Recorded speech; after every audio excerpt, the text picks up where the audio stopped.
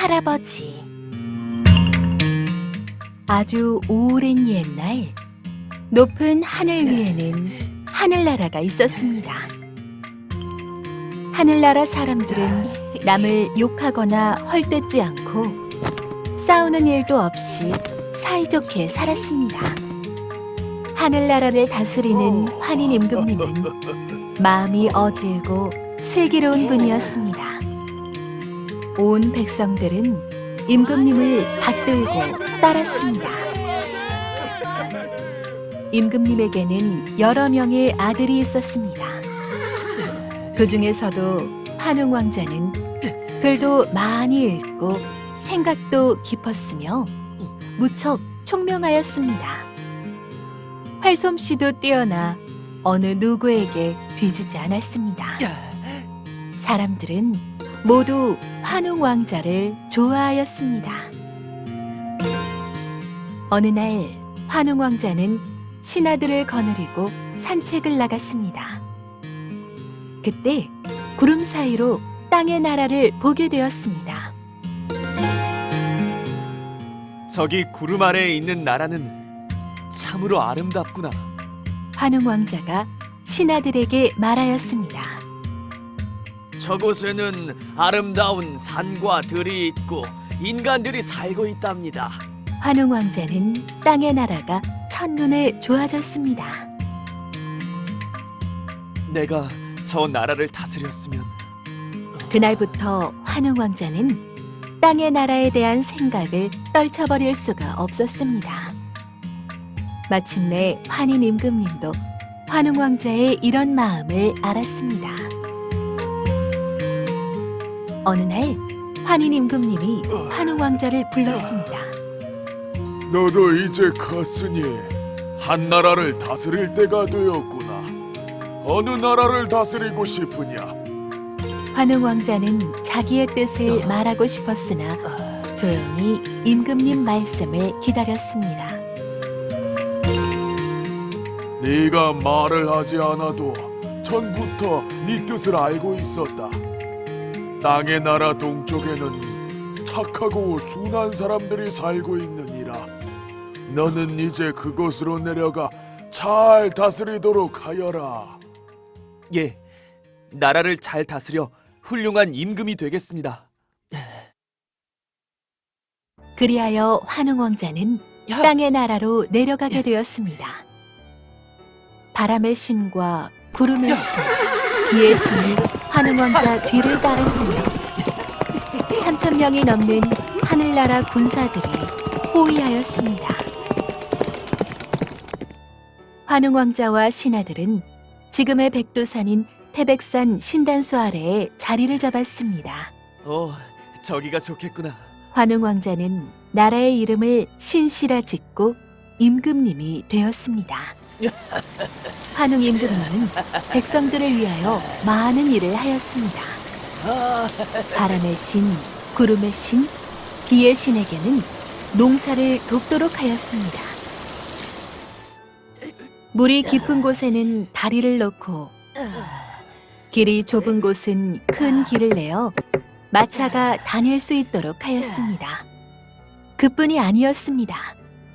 법과 예절을 만들어 죄를 지은 사람에게 벌을 주고 착한 일을 한 사람에게는 상을 주었습니다.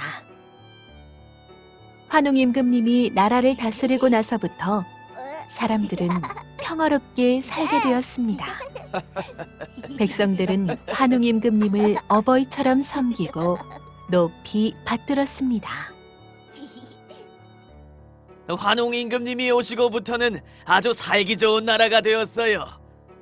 정말 고마운 분이세요. 백성들이 즐거워하는 모습을 보고 환웅 임금님도 흐뭇하였습니다. 그래. 한편 환웅 임금님이 내려온 태백산 골짜기에는 많은 동물들이 살고 있었습니다. 그전만 하더라도 동물들은 사이가 좋지 않아 조그만 일에도 싸움을 하였습니다. 그러나 환웅 임금님이 나라를 다스린 뒤부터는 사이좋게 지냈습니다. 신단수에서 그리 멀지 않은 곳에 동굴이 하나 있었습니다. 그곳에는 호랑이 한 마리와 곰 한 마리가 살았습니다. 어느 날 호랑이가 곰에게 말하였습니다. 나는 사람들이 행복하게 사는 게 부러워. 나도 사람이 되고 싶어. 나도 어저께 마을에 갔다가 사람이 되고 싶다는 생각을 하였는데 그러나 호랑이와 곰은 자신들의 생각이 꿈 같은 생각이라는 것을 알고 금세 풀이 죽었습니다. 잠시 뒤 호랑이가 펄쩍 뛰어오르며 소리쳤습니다. 좋은 수가 있어. 환웅 임금님께 가서 부탁드리자. 그분은 틀림없이 우리 소원을 들어주실 거야. 그래, 그게 좋겠다. 빨리 가자. 호랑이와 곰은 환웅 임금님을 찾아갔습니다. 임금님, 저희들은 사람이 되고 싶습니다. 사람이 되고 싶다고? 환웅 임금님은 깜짝 놀랐습니다. 사람이 되는 일은 결코 쉬운 게 아니었습니다. 꼭 사람이 되도록 해주세요. 호랑이와 곰은 머리를 더욱 숙였습니다. 어떤 어려움도 참고 견딜 수 있느냐? 예, 자신 있습니다. 호랑이와 곰은 입을 모아 대답하였습니다. 그렇게 소원이라면 들어주도록 하지. 여봐라, 쑥과 마늘을 가져오너라. 한 신하가 쑥 한 줌과 마늘 20개를 가지고 왔습니다. 너희들은 100일 동안 쑥과 마늘만 먹어야 하며 절대로 햇빛에 쐬어서는 안 된다. 꼭 참고 견뎌야 사람이 될 수 있느니라. 호랑이와 곰은 몇 번이나 절을 하였습니다. 호랑이와 곰은 쑥과 마늘을 가지고 동굴로 돌아왔습니다. 100일만 참으면 사람이 된다고. 정말 기쁜 일이야. 호랑이가 꼬리를 흔들며 좋아하였습니다. 쉬운 일은 아닐 거야. 곰이 조용히 말하였습니다. 그날부터 호랑이와 곰은 동굴 밖으로 나가지도 않고 쑥과 마늘 외에는 아무것도 먹지 않았습니다. 열흘이 지나고 보름이 지났습니다. 독한 마늘과 쑥만 먹었기 때문에 속이 몹시 쓰렸습니다. 곰아, 난 더 이상 못 견디겠어. 사람이고 뭐고 다 그만두고 밖으로 나가자. 힘이 빠진 호랑이가 엉덩이를 들썩이며 말하였습니다. 우리 조금만 더 참아보자. 곰도 괴로웠지만 호랑이를 말렸습니다. 호랑이는 조금 더 참아보기로 하였습니다. 어느새 한 달이 지나갔습니다.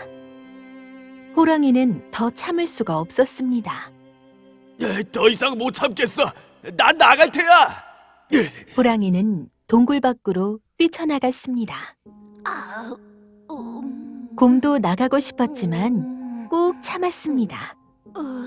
혼자 남은 곰은 묵묵히 하루하루를 견뎌나갔습니다. 무척이나 외롭고 힘든 나날이었습니다. 드디어 100일이 되었습니다. 동굴 속이 환하게 밝아왔습니다. 곰은 자기 몸을 더듬어 보았습니다. 털은 다 빠지고 매끈한 살결이 만져졌습니다. 곰은 두근거리는 가슴을 안고 개울가로 달려갔습니다. 물 위에 비친 모습은 곰이 아니라 아름다운 처녀였습니다. 처녀가 된 곰은 환웅 임금님 앞에 나아갔습니다. 임금님은 그 처녀를 웅녀라고 불렀습니다. 환웅 웅녀. 임금님은 웅녀를 왕비로 맞이하였습니다. 웅녀는 이 세상에서 가장 아름답고 어진 왕비였습니다. 임금님 만세! 왕님 만세! 신하들과 백성들은 임금님의 결혼을 축하하였습니다. 1년이 흘렀습니다. 어느 날 대궐문이 활짝 열리면서 신하 한 사람이 소리쳤습니다. 왕자님이 태어나셨다! 온 나라에서 잔치가 크게 벌어졌습니다. 왕자님 만세! 백성들은 기뻐하며 덩실덩실 춤을 추었습니다. 이 왕자가 바로 우리나라를 처음 세운 단군 임금님입니다. 단군 임금님은 고조선을 세워 1500년 동안 다스리다가 1908살에 세상을 떠났다고 합니다. 그 뒤 단군 임금님은 산신령이 되었다고 전해옵니다.